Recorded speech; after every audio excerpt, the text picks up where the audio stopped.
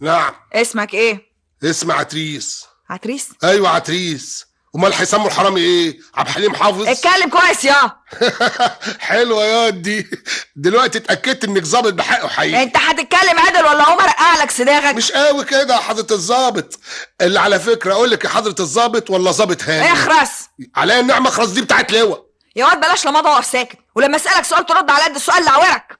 بالراحه يا مدام على نفسك، لا تكوني حامل، والنرفزه والعصبيه دي خطر على الجنين.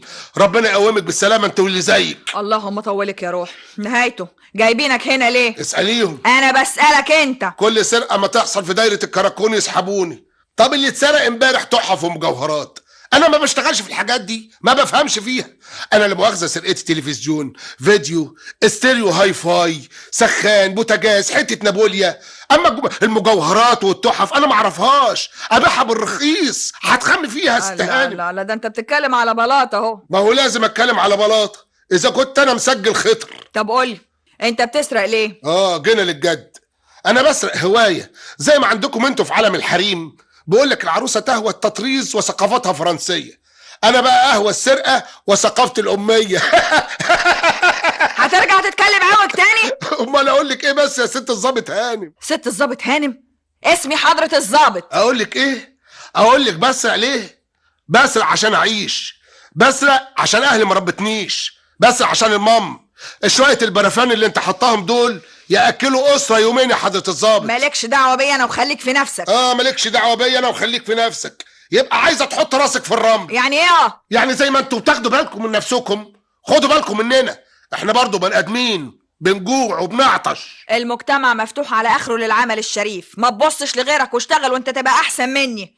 انما بقى اذا كنت عايز تبقى بلطجي دي حاجه تانية. انا ما بقتش بلطجي بخاطري، رجليا زلت لاني ماليش اهل تربيني. لما كبرت وادركت، وحتى لو حبيت ارجع في كلامي انتوا مش هترضوا. ليه؟ علشان مسجل خطر، علشان بقيت حرامي رسمي. سرقت ما سرقتش، كل ما تحصل سرقه في دايرتكم يجرجروني. يعني باختصار ما عنديش فرصه ابقى مش حرامي.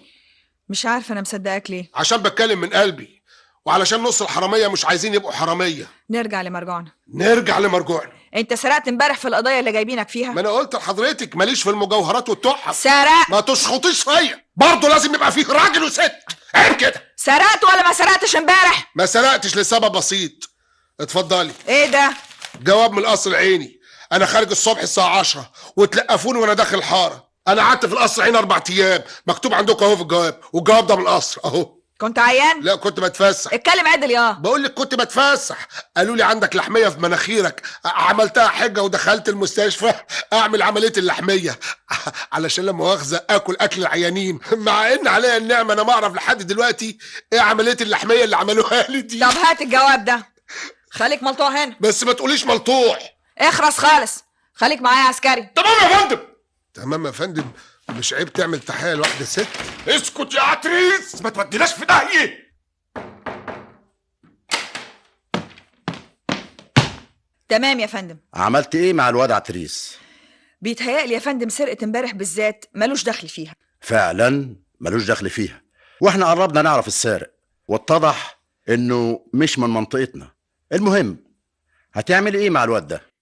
اللي سعادتك تشوفه يا فندم. ما يغركيش ان الواد ما سرقش امبارح، ده واد شقي ومتعب ومقرف. والله يا فندم انا بيتهيألي اننا نقدر نعالجه. يا ريت تبقي عملت فينا وفيه خدمة كبيرة. عارف المباحث يا دوبك يخرج من قضية شهر ولا شهرين نمسكه في قضية تانية. يا ريت يا فندم نقدر نحول حرامي زي ده لمواطن صالح، وده رأي سعادتك دايما. بالظبط.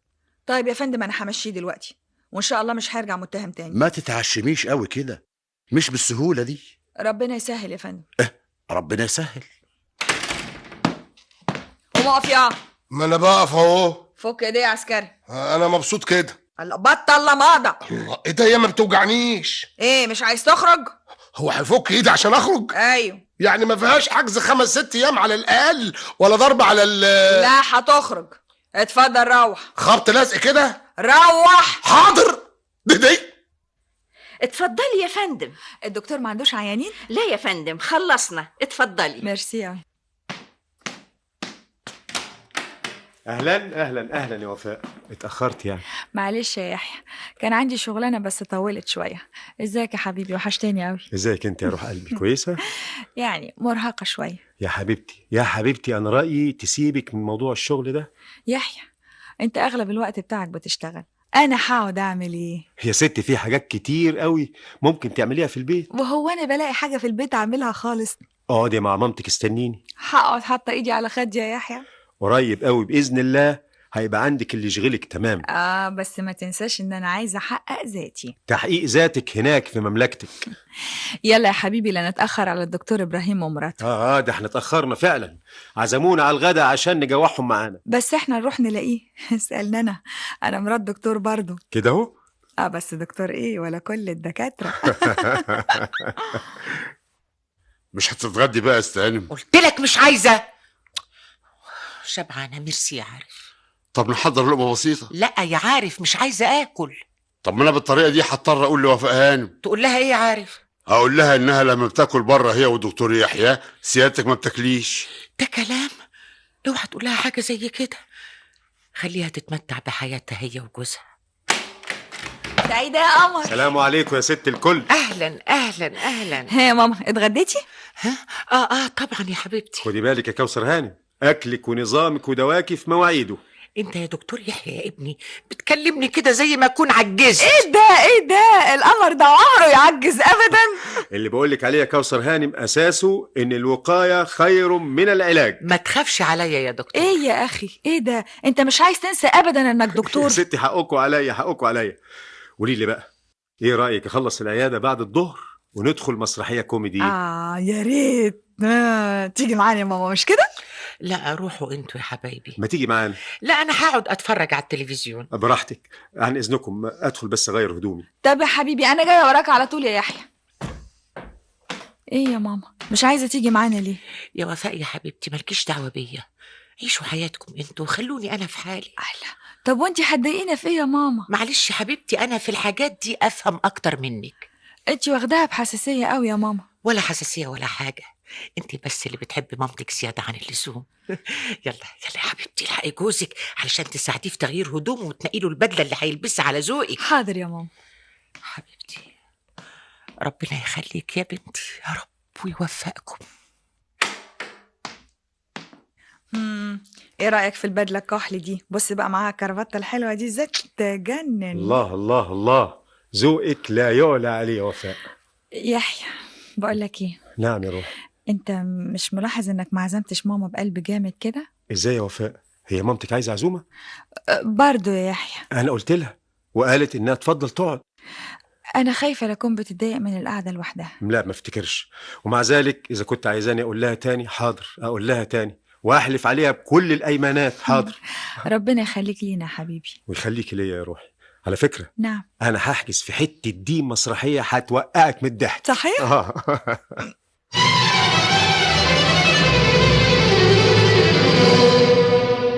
العب. لا مش لاعب. يعني ايه مش لاعب؟ عشان انت بتغش في الورق. انا ما بغشش في الورقه يا زكي، واسمك زكي ده كانوا يسموه غبي. يا عتريس جبت الواد ده منين؟ مكشينه. الكوتشينه فيها 5 ولاد. هو كده يبقى 5؟ ايوه قاشش ب4 ولاد قبل كده. الله الله الله، انت بتعد ورايا؟ اصول اللعب دي مساله خوانه بقى، مخوانا يا زكي. يا عتريس لا مخونك ولا غيره، ادفع المشاريع يا جدع انت كمل ومفيش غش. انت ما تعرفش ما تغشش. اسم الله عليك، انت اللي الامانه بتخر منك يا حرام الغسيل. واد يا حامد. ايوه ليه؟ المشاريب على الاخ. وسع يا جدع انت وهو. اتفضل يا فندم. فين الواد عتريس؟ اهلا حضرة الظابط هانم. احترم نفسك. مش قلت لكم مش هتطوب عادي؟ تعزني قوي الحكومه هذا زكي، 24 ساعه ما لحقتش تمر وجت الظابط هانم بنفسها تجرجرني قدامي يا حرامي.